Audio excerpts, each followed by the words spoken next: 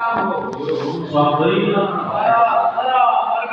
भने हुन सक्छ परमेश्वरबाट हुन सक्छ आमेन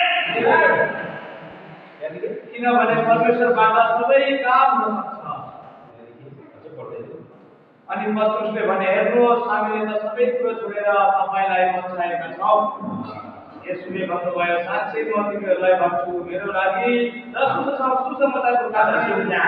यसुको चेलाहरूले भन्नु पत्रुसले भन्दैछ तपाईको निम्ति हामीले सबै छोड्यौं एकजना तपाईहरुले पनि समाज कुरो छोडेर आउनु भने यहाँ पनि पत्रुसले छोडेर आए छोडेर आए धेरै मानिसहरू छन् प्रभुलाई विश्वास गर्न चाहन्छ प्रभुको पछि हिँड्न चाहन्छ अनि कसले भन्छ हैन म विश्वास गर्छु कि मेरो बाबु मरिहाल्छ मरेपछि के भन्छ त्यसलाई टिक्यान गर्नुहोस् त्यहाँदेखि त्यो मरेपछि के जानुपर्छ कि एकजना आमाले भन्नुहुन्थ्यो त्यहाँदेखि एक सालमा के हुन्छ वर्षेनी बात भरे वर्षेनी बात आफै जानु यहाँ गर्नु जान्छ अनि यहाँ भनेको छ के प्रभुको निम्ति चाहिँ सबै सम्भव छ अनि के भनेको फेरि परमेश्वर भन्ने हुन सक्छ किनभने परमेश्वरबाट सबै काम हुन सक्छ मेरो खातिर सुसमाचारको खातिर भनेको छ यहाँ है त्यहाँ के लेख्छ आमा बाउ छोरा छोरी हैन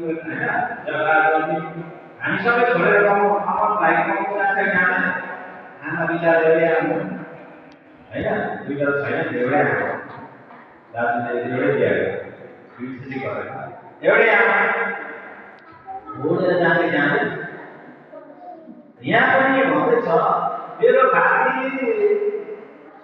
छोडेर गयो भने चाहिँ यहाँ के छ सही गुमान के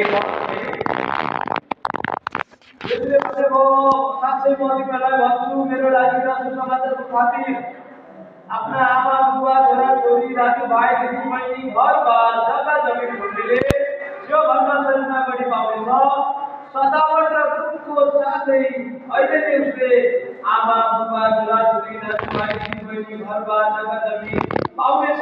अनि आउने युगमा चाहिँ अझ परिवर्तन पाउनेछ यहाँ हेर्छ राम्रो